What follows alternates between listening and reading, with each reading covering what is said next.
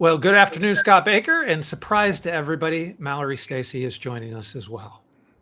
Yes, because the topic on our Lead Better conversation today is about people who complain incessantly, and this is an intervention. I was thinking that was very intentional. You said, "Can you join me in this space?" Let's get Mallory on. Yeah. The joke is that the intervention is for me, which is what happened the last time. I actually left it open ended to see which way you guys went with it. Yes. Like I just said, this is an intervention. So Right. The actual full title to the field note is not only about people who complain incessantly, but the issue is the back half of it, which is they complain about the problem before addressing it. And by addressing, that's not just like, hey, there's a problem. It's like, well, you know the kind of person. They just want to complain. They don't want to do anything about it. Right.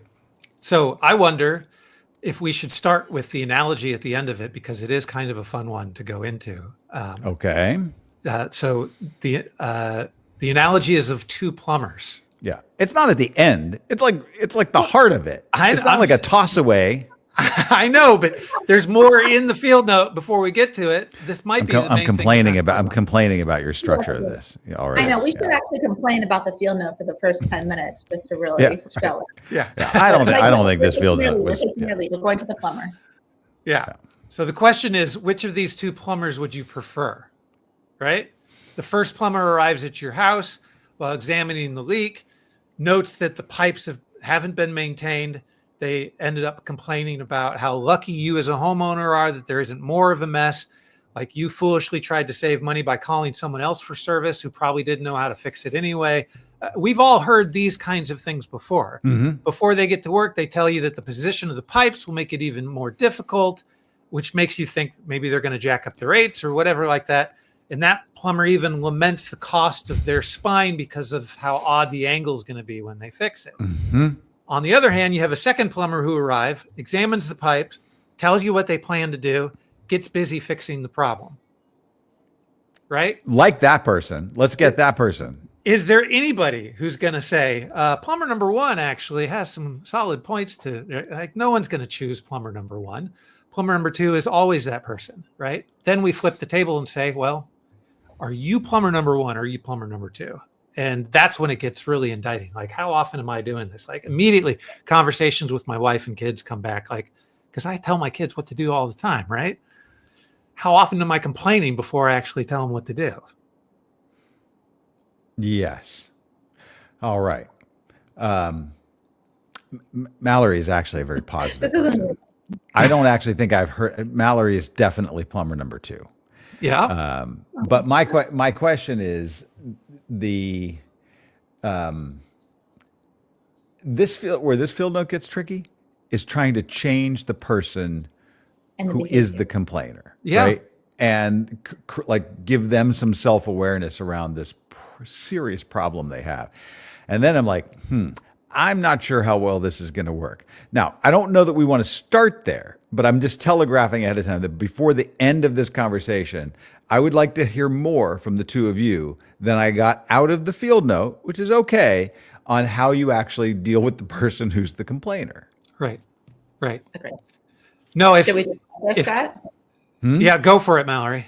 Do you want to just start there? Do we start with what do we do about the Well, you know what? How about this? problem, or do we want to sit with it longer?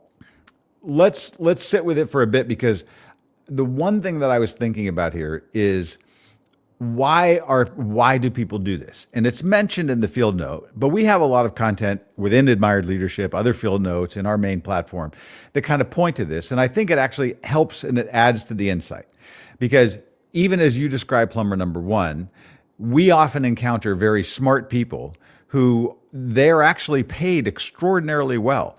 They get picked up by hedge funds and all kinds of things because they have MBAs, and their job is to go in there and talk about risk and problems, and their job is to actually point out all of the places where disaster could happen.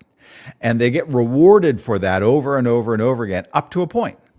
And we've kind of had to sometimes go in. I did sessions at a major hedge fund for 3 months, and they were all just very problem negative, in their orientation, the way that they talked about things. And then I had to say to them, imagine a leader. I went around the table. I said, everybody pick in your mind a leader that you really admire. And they're like, okay. And this may maybe a dozen people. And I said, All right. How many of you have a leader in mind and that person is very dour and very negative and very pessimistic? And one guy raised his hand. And then they went around the table and I said, well, okay. So you've all are now describing, and they did, leaders who are very sort of problem solution oriented. They're full of hope. They're always looking for the answer. So you'd all like to be like that. When are you going to start changing to be like that? Yeah. Because if you act in this sort of mode for the first 18 years of your career, you don't actually hit this place where you snap your fingers and you're like, I'm now Mr. Positive, right? You kind of sit there. Well, the reason is because the negative analysis, the finding of the problem, the risk, actually is a demonstration of how much you know. It's a demonstration of and you actually, it says you can see the problem maybe even better than other people. And so it's a way of saying, I see this better than anybody else does. And now that's fine, but it's not enough. So I think this understanding the mindset of that person, you kind of have to get at least a little bit of that before you can figure out, well, how are we going to move you in a different direction? Yeah, Scott, this is like, I was gonna say, this is like Management Consulting 101. You go in and you turn the project not just red, but deep red, say everything here is a complete mess, so that when you put together the roadmap and the plan and you fix everything, you're a genius. And now I've made it not only yellow, but green. So yeah, of course, such a genius. So I do think some of it's that intentional, I do this to highlight how smart I am, how great I am, as it calls out that self-importance. And then how much of this on the other side is just learned behavior, where I've done this so many times that now I'm training myself just simply to be pessimistic, and it's my natural instinction to complain before anything else. Yeah, right. It's the way MBA programs work, right? That's the core of it. Let's do the case study and break it apart. But I mean, but you guys know this. I mean, and maybe you're thinking of it as me. I've been known to do some problematic analysis of things and go on rants about them. But do you have, if you have you have a friend or an acquaintance or someone in your family, and they just tried to call you or texted you asking a call, and you're like, I'm going to ignore this one for like 36 hours, because you know what it's going to be like when you engage in that conversation. And that's what the field note is describing, colleagues who are running away from that person because of that.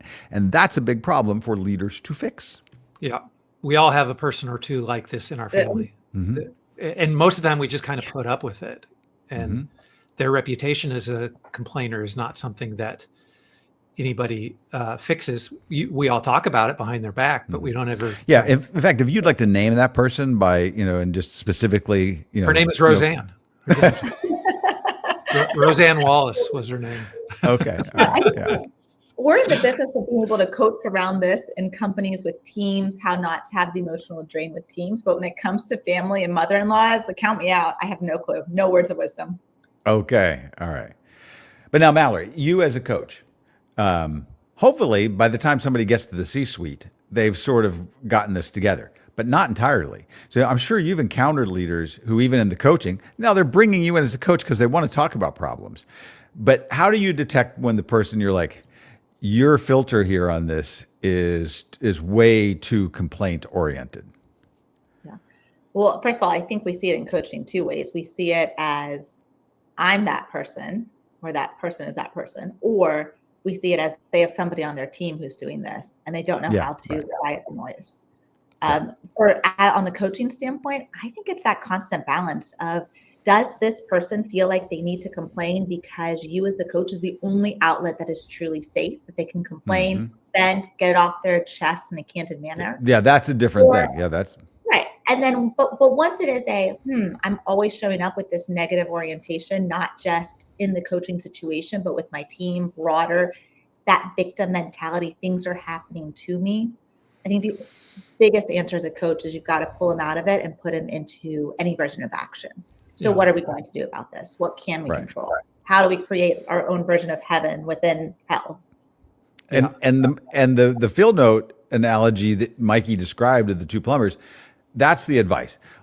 I call Mikey in and I say, Mikey, I'd like to tell you the story of the two plumbers. And then I describe the two plumbers and I say, which plumber would you like?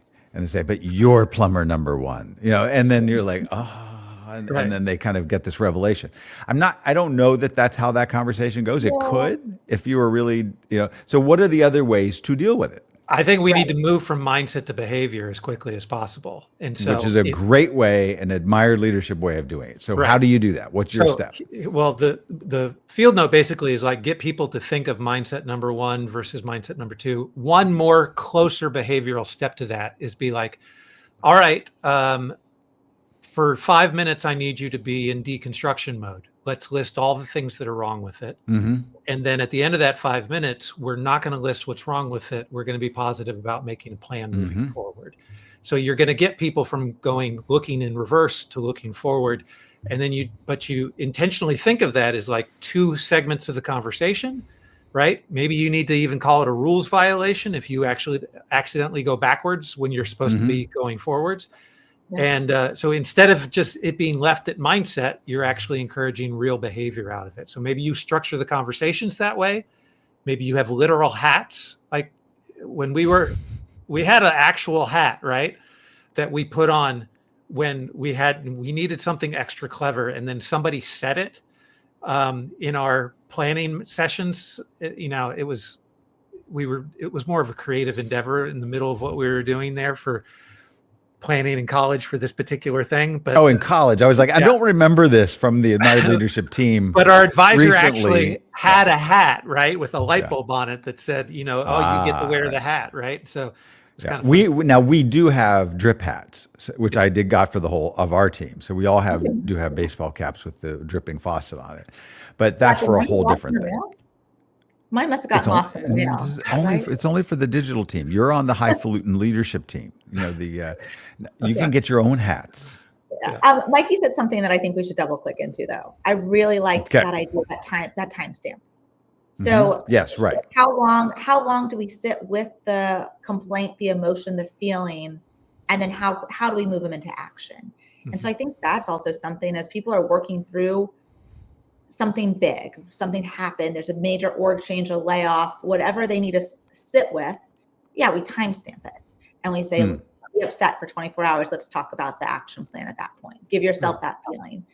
I think this field note, though, is really hitting not on those like moment in time, something big has happened, but also the theme. It is a pattern and reoccurring and happens more than once, just not the bad day.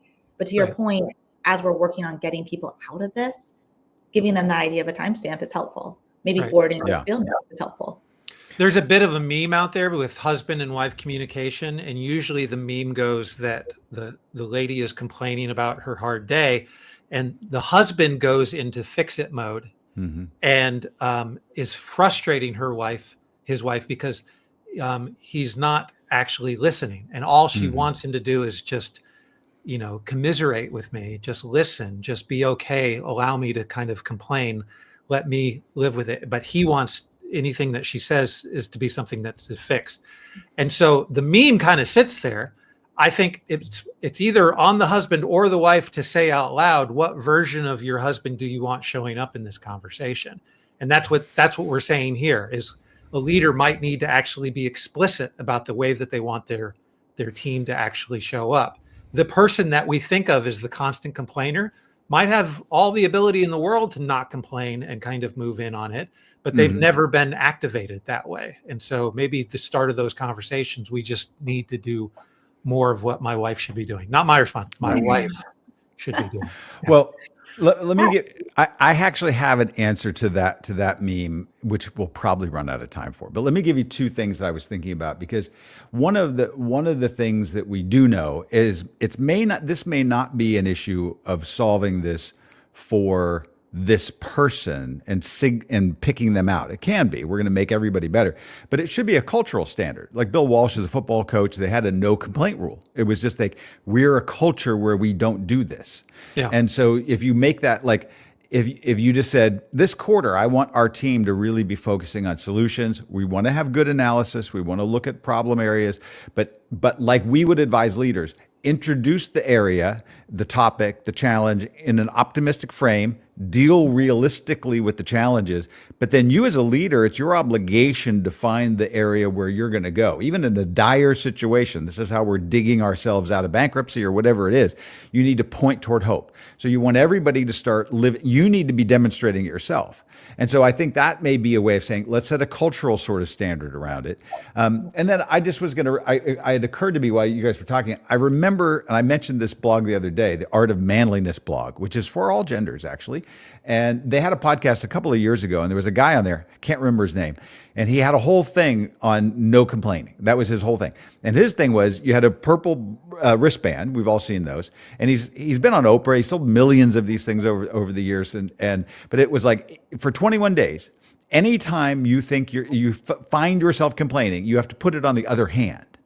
And then you go back and forth. And by the physical act of moving the bracelet back and forth, then pretty soon you don't complain about anything. I think that's not a bad idea. Yeah. I think that also took a person of self-awareness. At that point, you already know, I have a problem. I'm a complainer. I am the person in this field note.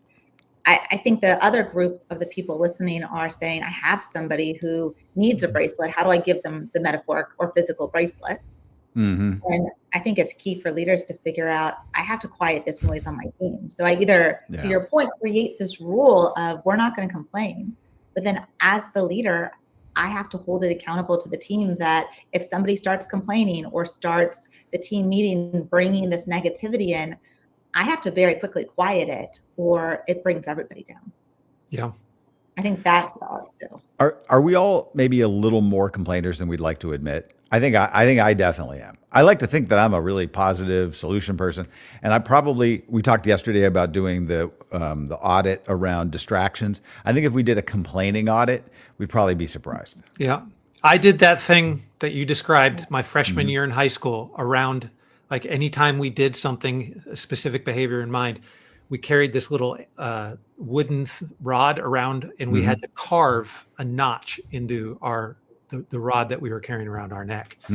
And so That's bizarre. It became very self-aware, but it's the same thing as the switching, but having to take like a few minutes to actually carve this thing into your you'd pretty soon rod. You would remember it. Yeah. Yeah. All right. So here we're over so years ago, there was a video before we even had the word meme, and it was a woman. She's talking with her partner, and the guy's sitting there, and she's like, I just need to tell you about my day. And it's kind of looking over her shoulder at him, and she's like, it's just this pressure, and there was this, and she was complaining about that, and it was like, she's like, it's like my head just went.